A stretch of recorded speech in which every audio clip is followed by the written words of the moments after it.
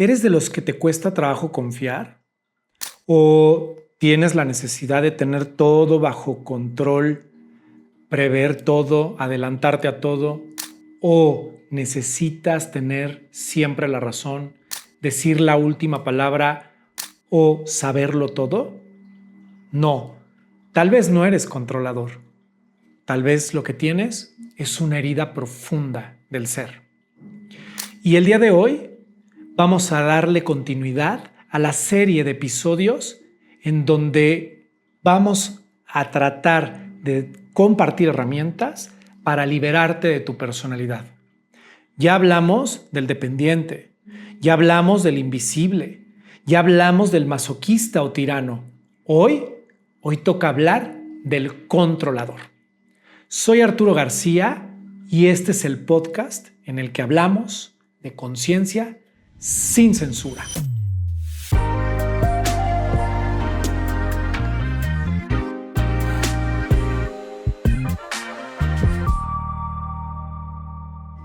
Y como lo he venido compartiendo en los episodios anteriores, parte del autoconocimiento, del crecimiento, pero sobre todo del proceso de madurar como un yo adulto responsable, asertivo, pero principalmente libre, pleno, equilibrado, con la capacidad de desarrollar relaciones asertivas, amorosas, funcionales, con la capacidad de disfrutar la vida, de conectar con la vida, es necesario trabajar nuestra falsa personalidad. Una falsa personalidad que nos ha atrapado y no nos hemos dado cuenta. Una falsa personalidad que no es más que el grito desesperado de nuestro niño de amor, de validación, de atención. Y no es hasta que nos damos cuenta y lo hacemos consciente que podemos empezar a sanarlo. Así que hoy toca liberarnos de la personalidad del control.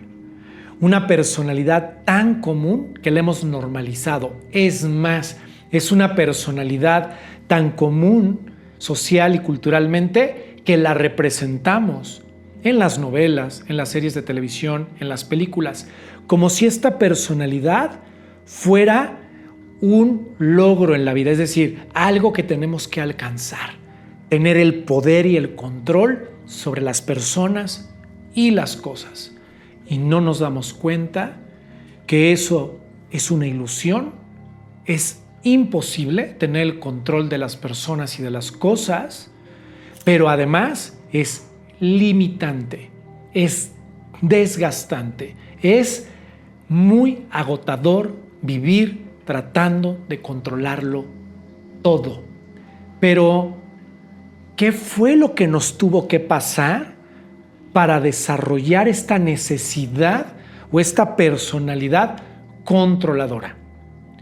Pues de niños, va de nuevo, no es, y aclaro, no es que yo quiera irme en contra de los padres, es más, yo soy padre, pero sí es a partir de nuestra historia de vida comprender qué sucedió en nuestra infancia, sobre todo en las primeras etapas, que es donde se consolida estas personalidades, el autoconcepto, y le da forma a nuestro temperamento formando un carácter que hoy en día nos está limitando o nos está conflictuando. Entonces no es que me vaya yo en contra de mamá o papá, pero fueron nuestros primeros vínculos, fueron nuestros principales referentes. Entonces, derivado de la relación de nuestros padres, lo que sucedió es que me sentí traicionado. Entonces, ¿qué hay detrás de un controlador? Una herida profunda de traición. Y tenemos que comprender lo que es la traición para esa etapa de la vida y qué es lo que provoca dentro de nosotros. La traición, miren, viene de un proceso natural del desarrollo psicoemocional, psicológico, desde el inconsciente, profundo, biológico, fisiológico del ser, que se llama el complejo edípico. Es la relación idealizada con nuestros padres. De niños tendemos a esta idealización. Es nuestro primer enamoramiento, nuestro primer contacto, nuestro referente, nuestro motivo de admiración, que cuando vamos tomando conciencia en las primeras etapas de la infancia, queremos ser como nuestros padres, queremos parecernos a nuestros padres. ¿Con quién? Con el papá o la mamá, con el progenitor que nos identificamos. Normalmente, acorde a la teoría, la herida de traición es con el progenitor del sexo opuesto, pero ya hemos estudiado y hemos profundizado que es indiferente, es con quien yo me identifico desde que soy pequeño. Esa idealización, ese enamoramiento provoca altas expectativas en nosotros. Es decir, vemos a mamá y a papá como los superhéroes, como los grandes dioses grandiosos que son perfectos. Pero ¿qué creen? Y ya se dieron cuenta, mamá y papá no son perfectos. Son como tú y son como yo. Seres humanos en proceso de evolución, aprendiendo de sus errores y aprendiendo cómo la vida se va presentando, dando lo mejor que pueden. Así que en ese proceso es inevitable que mamá o papá se equivoquen, fallen o no cumplan ciertas promesas que hicieron con nosotros. Y en ese momento nosotros nos sentimos traicionados, aunque psicológicamente y racionalmente no sabemos qué es eso.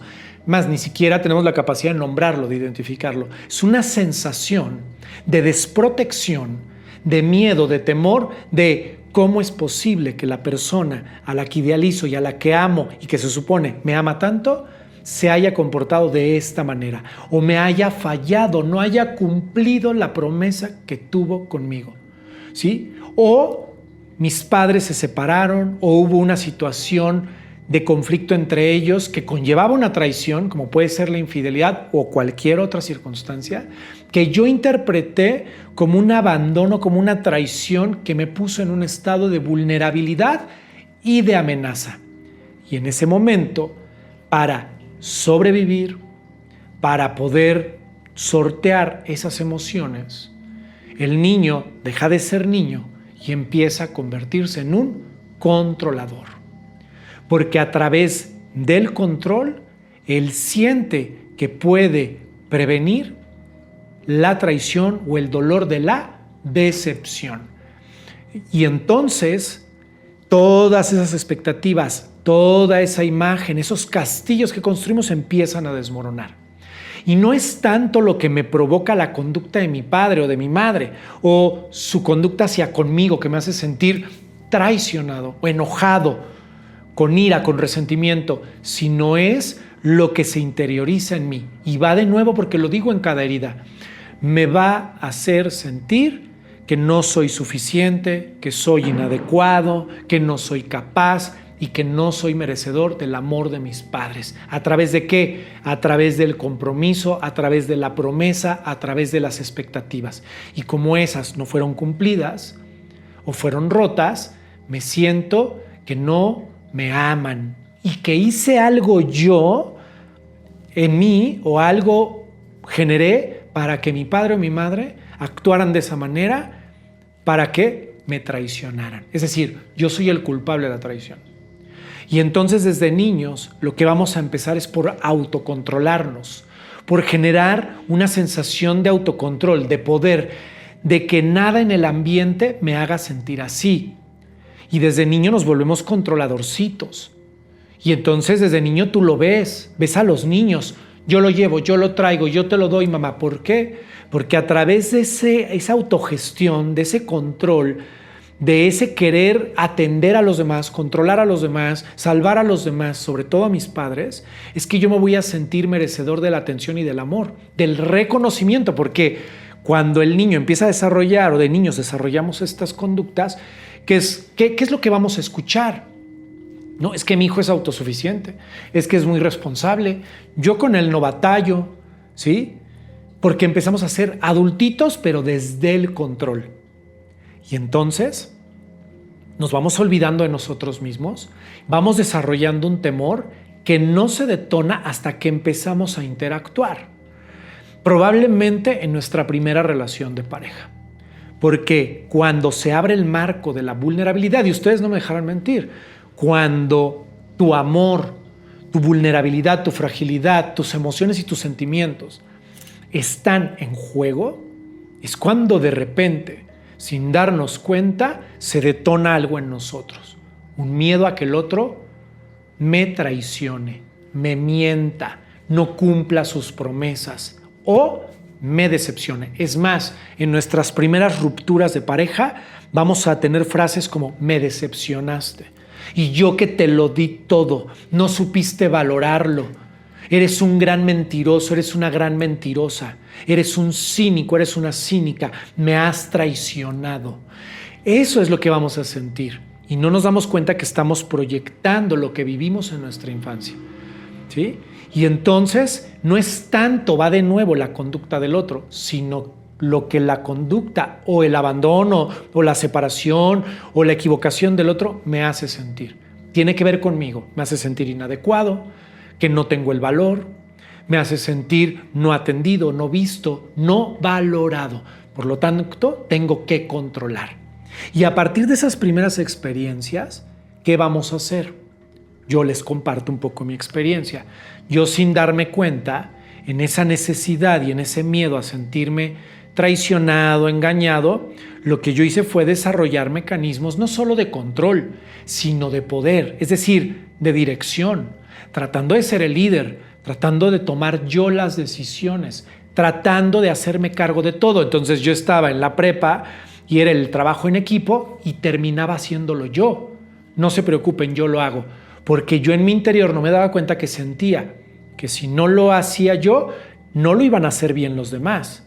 Y de alguna manera yo me estaba protegiendo de sentirme decepcionado por el otro. Entonces, ¿sabes qué? Yo lo hago. Y eso nos va generando cargas. Sí, la gente puede decir, pues Arturo lo hace, Arturo es muy bueno, Arturo es buen líder, pero en realidad yo lo que quiero es acaparar, hacerme cargo de todo, decidirlo todo. De ahí la necesidad de tener siempre la razón, de tener la última palabra, de quitarle la palabra al otro, de yo ser el que lidera, de yo ser el que toma el control. Imagínense en la pareja. Después de mi primera relación de pareja, cuando yo tuve la primera ruptura, me sentí con un miedo que nunca había sentido. Y no era tanto el miedo al abandono, era el miedo a ¿por qué me traiciona? ¿Por qué no me valoró? ¿Qué no se da cuenta de quién soy yo y de lo que yo puedo darle? Y entonces, pobre de mi siguiente pareja, porque se detonaron en mí mecanismos de celos, de control, a dónde vas, con quién. Yo te llevo con un disfraz de protector. ¿Cuál protector? Controlador total. Entonces, yo te llevo, yo te traigo esto. ¿Para qué le hablas? No, yo se lo doy, yo se lo llevo. A ver, vente, vámonos juntos, todo. Y era cada vez más, tanto que me fui abandonando. Me fui traicionando a mí mismo en mis ideas, en mis límites, en mis pensamientos. Dejé de ser yo. Me olvidé de quién era yo. Es más, llegó un momento en el que ni sabía quién era yo, porque yo vivía a través de controlar, dirigir al otro. Y eso te mete en un rol que ya hablé en uno de los episodios, en el juego oculto del amor, en el rol del perseguidor. Si no lo han escuchado, por favor, corran a verlo. Porque el rol del perseguidor, precisamente cuando te sientes amenazado, tu mecanismo de defensa para tener al otro aquí contigo y no sentirte traicionado, abandonado, no amado, insuficiente, te vuelves crítico, juez, dirigente, maestro del otro. Todo lo tienes que adjetivizar, lo tienes que calificar. Eso está mal hecho, eso está bien. Imagínense el desgaste de estar al pendiente, atento de todo. ¿Y saben qué? Que al final me siento traicionado porque nadie valora lo que hace. Nadie valora lo que hago. Nadie me ayuda con lo que hago, pero si ni yo mismo les doy permiso. ¿Qué más desarrollo como controlador? Soy invasivo, tengo cosas por todos lados. ¿Por qué? Porque me tengo que dar a notar. Mi presencia tiene que estar en todos lados. Me vuelvo omnipresente. ¿Sí? Y entonces yo estoy atento de todo, aparezco en todo. Y entonces me da angustia y ansiedad de no ir a la reunión, no ir a la fiesta, no ir al cine, no estar con mis amigos. No me quiero perder de nada, olvidándome de todo lo verdaderamente importante, de mí, de mis necesidades. Yo no sé si tú te identificas, si te has sentido así. Y nos engañamos, ¿eh? Ser controlador está bien. Prefiero ser controlador que el sumiso, que el llavero de alguien. No es cierto. Mentira. Es muy desgastante, es muy doloroso porque al final de una forma o de otra, me siento traicionado. Y yo mismo empujo y provoco el engaño, la mentira, y ¡ay, cómo me duele! Pero no me doy cuenta que yo miento, que yo decepciono, que yo no cumplo. Ese es el tema, que cuando tenemos las heridas, no es que nos estemos protegiendo todo el tiempo de lo que nos hacen, si nadie nos hace nada, es que nosotros lo estamos haciendo. Entonces, ¿quiénes van a ser nuestro perfil de pareja perfecto o de amigos? Pues alguien que se mueva en el rol del dependiente o en el rol de la víctima, que necesite que yo le dirija la vida, que se convierta en mi llavero. Pero conforme voy avanzando en esta personalidad que me atrapa, así, paralelamente y en la misma proporción, voy perdiendo mi identidad, mi individualidad, mi tiempo, la relación conmigo. Me pierdo a mí mismo y pierdo la libertad. Y soy tan controlador que nada que ponga en desequilibrio mi mente o mis emociones es aceptado por mí. Entonces, ¿qué voy a desarrollar? Voy a desarrollar cuadros de ansiedad, ataques de pánico. Voy a perder el autocontrol de mi cuerpo. Puedo desarrollar enfermedades autoinmunes. ¿Por qué? Porque estoy tan contenido, tan controlado, que en algún lado se va a tener que expresar. Sí, voy a desarrollar un cuerpo fuerte de arriba como hombre para yo darte la imagen del protector, de que puedes contar conmigo y que te puedes recargar aquí. ¿Por qué? Porque lo que yo quiero es controlarte, no ayudarte. Y las mujeres van a desarrollar mayor fuerza en las caderas y en las piernas. ¿Por qué? Para tener esa estabilidad y esa fuerza, para sostener, para cargar, para aliviar, para ayudar, para dirigir. Y entonces estamos perdidos ahí. No, ser controlador no está padre. No es lo mejor. No hay una personalidad mejor.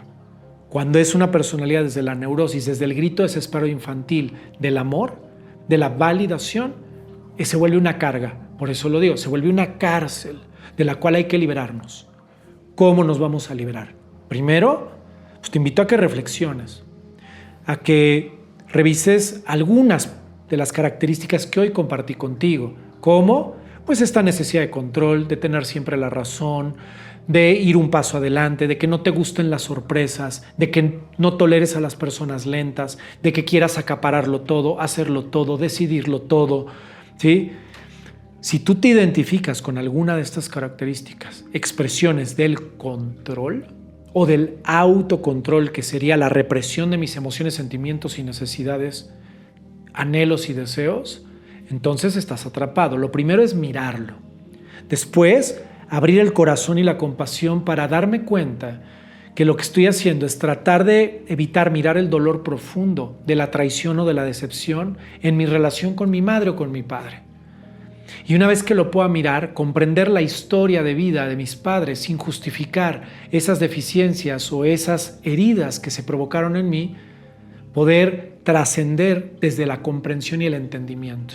Pero sobre todo desde el entendimiento de que no tiene que ver conmigo y que esas carencias que yo fui integrando en esa soledad interna derivada de la traición tienen que ver más con las deficiencias de mis padres que con algo deficiente en mí. Y entonces, ahí sí nos vamos a poder abrir a relaciones más abiertas. Tenemos que aprender a abrir la vulnerabilidad y el corazón. ¿Cómo? Como adultos, con responsabilidad y límites sanos y asertivos, desde el autocuidado, ¿sí?